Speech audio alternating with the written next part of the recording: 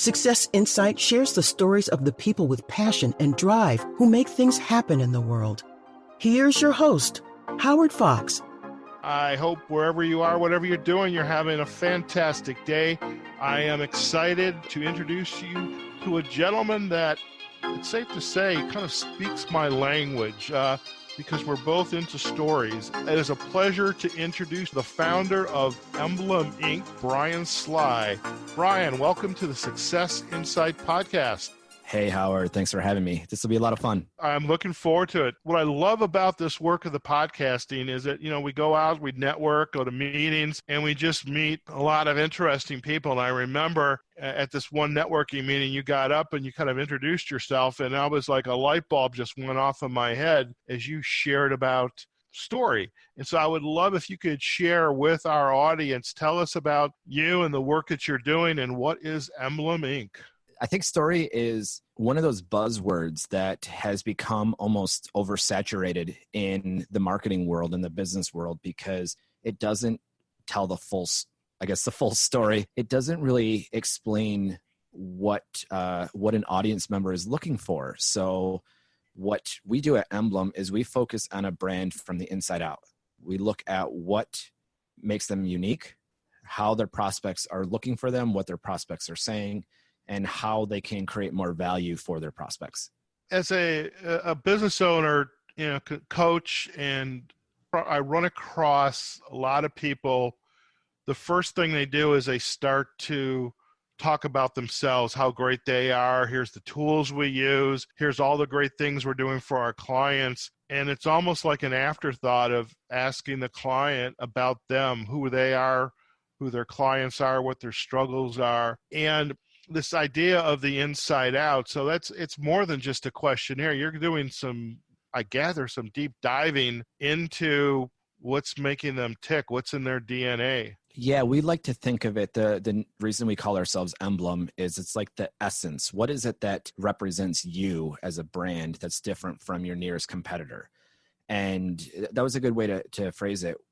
There is something that does tick inside of every brand. There's something that's different. There's something that drives them. But how is that drive helping the customer versus the, I don't want to say ego because everybody's not driven by ego, but they don't understand the way that someone is looking for them and how you can help them, not necessarily how long you've been in business, how big your facility is, what a tour of the location looks like, but more of the actual results that you're getting them and how, as a prospect, if you can get me those same results, you've hooked me. This seems like it's much more than just the, am I using the keywords, or do I have to have a website and it has to have these bells and whistles, but you're getting into helping your client have a greater awareness and understanding.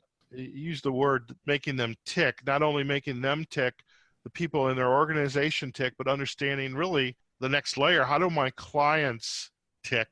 And if I understand more about what their needs are, then I can be more effective in how I help them. It seems that's a perfect place then once you understand that data to help them tell their story. Yeah, I think that as a brand, there is the easiest way to get your information out there in a way that does connect with your audience. And when I say audience, it might be more than prospects. It might be your current customers. It might be that applicant who may be a future employee. It might be vendors that are looking to see if you're a good fit to work with. But that centralized theme of who you are, the easiest way to do that is if you have a mission that draws people in to feel like they're missing out if they're not connecting with you, if they're not working with you. And that's really, we follow a lot of what Donald Miller does in, building a story brand and a lot of the different areas of storytelling. But the biggest successes we've found have been when we're mission focused, maybe not mission driven, but mission focused, to where everybody who interacts with us gets the same exact feeling, regardless of where they're coming from, if it's a prospect or an employee. You mentioned Donald Miller, Building a Story Brand. I love that book. That was it was a very powerful aha moment last year for me. I'd always thought I was starting to do a better job of building my story, but I realized I had work to do. And then when I read his book, after listening to him at a keynote, it was this aha moment. So I truly appreciate you mentioning that. Who are your clients, and what do they look like? I want to take just a quick step back real quick because you mentioned the aha moment. And for me, I mean, this is my industry. I've been in the video space for a long, long time. And I always pegged myself as a storyteller. And if I'm being honest, there was a little ego behind, understanding that someone like Donald Miller is out there who does it really, really well. And I was like, oh, I got it. I know this stuff. I can do this too. And when I actually started diving into what he was teaching, I had to check my ego at the door and realize that there's a lot that I don't understand and I have to keep learning. And part of that process for me and understanding that there's a lot I don't know, I have to learn and understand and be around people that are teaching is what shifted our philosophy to education. Micro businesses, small businesses, entrepreneurs were really lacking in terms of how they understood their market. So we look at ourselves as a pre-marketing company. Before you spend $1 on advertising or marketing or outbound reach, let's look at your target market. Let's look at who you're going after, the messaging you're using. If you plan on doing video in the future, what does that look like? Do you have a budget for, a one and done video, or is there a possibility to split your budget up over 12 months so that you're getting, new content, you're constantly being pushed in front of your market?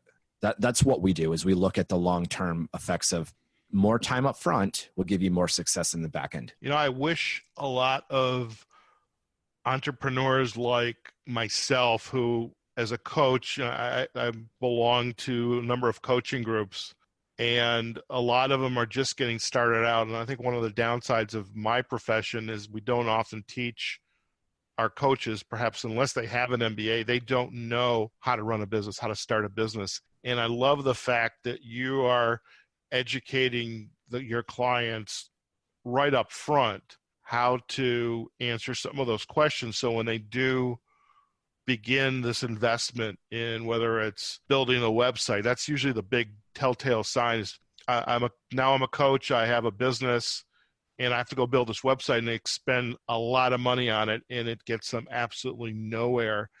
Whereas if they were to invest in a firm like Emblem Inc., then they're going to go through this education process of really understanding who they are, what their message is, what their goals are, who their clients are, so that you can help them organically kind of create a plan, I would imagine, that goes out 6 months, a year or more of this is strategically how are you going to start to, market and market yourself and use good technology and tools like video. Yeah, that's a good point. The business education, especially as a new business owner, there's a lot of materials out there, but there's not a lot of hand holding when it comes to how things have progressed. I mean, the way we're doing things in marketing today is different than it was 5 years ago. It's, exponentially different than what it was 10 years ago and, 20 years before that and so forth. So platforms are going to keep changing. And you mentioned website, which I think is very important to have. However, if the one thing that hasn't changed is story, it is your messaging. What are you saying to the people out there and how are you drawing them in? So regardless of what you have or don't have, when you lock that, you're probably, much further along than an experienced business owner who's trying to grow that doesn't have that message locked. I really wish businesses, especially the new starting businesses and even the established ones, would take that to heart. I think a lot of money, heartache, and time could be saved. I'm curious, in the work that you're doing, who are some of your clients? Maybe you can describe some of those success stories for our audience. Well, and I hate to say this because so many businesses do, industry agnostic. One of the areas we've helped is, like I said, the micro business. We've worked even with churches. We worked with one that they were trying to lock down a new website. And we worked with them on coming up with a survey to send to their members and get actual feedback from people who want to be there. And just to use them as an example, they never wanted to use the word progressive. They felt it was too political, it was too overused, and it didn't represent and this is coming from their communications team, the ones developing the website. And when we surveyed the members, that was the number one word used. And we made sure we incorporated that not only in the website, but in their video. We now have, they've had more people show up mentioning they found St. Paul and they're coming there because of the word progressive. So had they not actually looked at and talked to their own members, there's a chance that they might not have any new members. So that's just one example. We've worked with coaches, we've worked with speakers. We do a lot of product videos, but our heart is really with the micro business who I guess is more socially conscious, who wants to make a difference in the world and do something different that improves our local communities. When you do work with those micro businesses, the ones that are socially conscious, be a part of the community, what do you see as their struggle that would prompt them to want to search out an organization like Emblem? I think their struggle is the same as even a more established business that might have, it's lead generation. I think that is, I need more sales. I need more customers. I think that is the heart and soul and, that is what seems to drive business. So they're not necessarily looking, I can tell you they're not looking for pre-marketing. They're not going to be searching that. That's our word, just to make it easy to understand. But if they're looking for anything, they're looking for lead generation. They're looking for more customers. And that's ultimately what we provide in terms of once your foundations are in place, once you have a message that resonates, then no matter where you go, you're drawing people in quicker and you're converting people quicker. Do you think there's a rule of thumb or of a time span, let's say a new up and coming business, micro organization, what can they expect with working with Emblem Inc.? When are they going to start to see some traction? Because the reason I ask that, there's a big problem, and I see this on LinkedIn a lot with lead generation, is people expect I'm going to get a contact on LinkedIn, we're going to connect, and I'm all of a sudden going to start to sell business. And I explain to my clients, LinkedIn is not a race. It's a marathon. It takes time. Is there an expectation on these businesses you're working with that this should happen at the snap of a finger, or part of the education is if we do things the right way in the right order at the right time, you're going to start to gradually see traction? And what's your experience with that kind of mindset? Yeah, I think that's a good point, the mindset. I think as a small business owner in particular, you're wearing so many hats.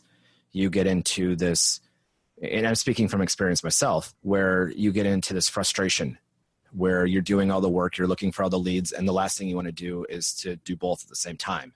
And so if you hire somebody to pick that up for you, you're expecting that when your next project is done, there's a lead or there's a new customer waiting for you.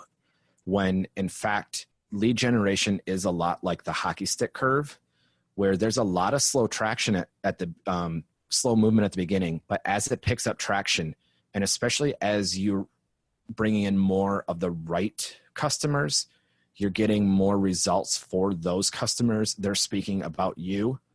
They're speaking positively about the results you got them. Then that hockey stick curve starts to take off. And now instead of the horizontal growth, you're looking at the vertical growth. So it could take 6 months. It could take 12 months. What I like to tell my customers is that my goal is for you to outgrow us within 18 months. So you might not see a whole lot in 6 months. The first 3 months, we're doing the foundational work. We're reaching out. We're getting information to help build your brand, to get the wording. And then it's a test. There's things over time that take time, but by the 18th month, you should be at a point where things are moving so well that my company can't keep up with it. Now we're handing you off to an agency. I see. I'm curious, with your company and for you in particular, the folks that you're collaborating and partnering with, how are you getting your name out there? Are there I mentioned at the onset, you and I met at a networking event. What are some of the other networking events or perhaps more organized types of events where you and your organization is getting the word out about who you are and what you do? Well, a lot of what we do, like I said, we educate first. So we're putting on workshops. We have one coming on, we're trying to do them quarterly. So this is an opportunity that not only for the overwhelmed entrepreneur to learn about marketing, but also about health, about finances, about all the things that a small business owner or an entrepreneur can learn to help manage. So we do that. I also run the Barrington chapter of the Co-op Network, which is a way for you to find more alliances, connect with more like-minded businesses, and grow together. I'm part of the Next Impactor team. So we are raising money for the Madison House Autism Foundation on top of I'm building an app to help push my own mission out there. So it's a lot of social interaction that people might not know me, and that's fine. If they know Emblem, if they know the brand that stands for true essence, then, that's really what we're pushing out there. And again, it all starts with education. So chances are, if you see me online, you see me in person, we're speaking about ways to, grow your business. Very nice. Now, if a listener wants to come out to your website, will they be able to find more information about these events that you're participating in? That's a good question.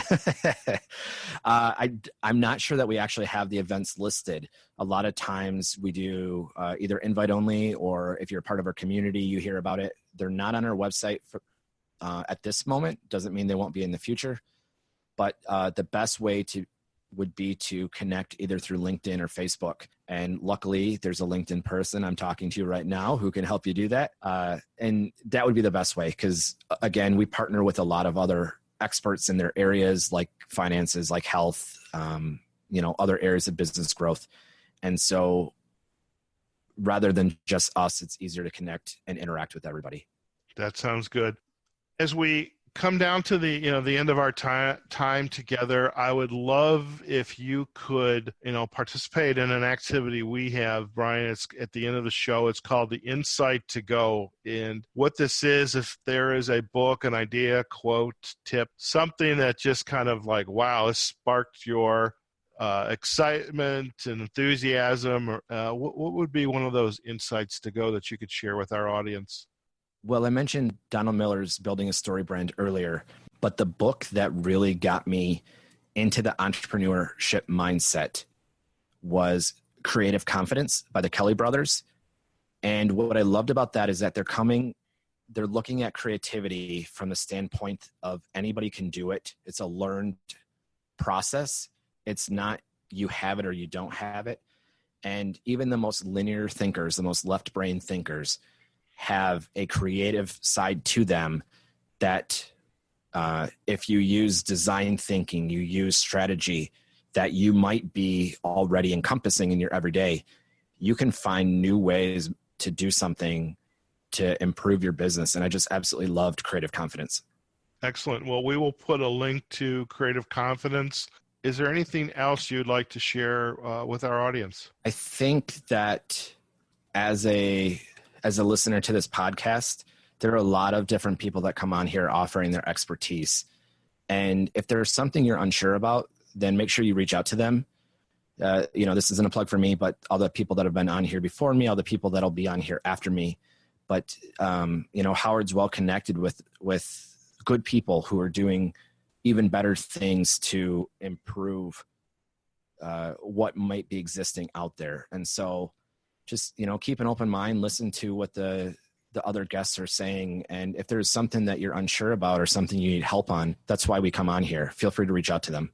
Well, thank you. I appreciate that acknowledgement. And I know my partner Randy does as well. Brian, I truly appreciate you taking the time again for joining me on the Success Insight podcast. Folks, you can find Brian at Emblem Inc. That's www.powerofemblem.com. He's also on LinkedIn at you can search for Brian Sly 4, number 4U.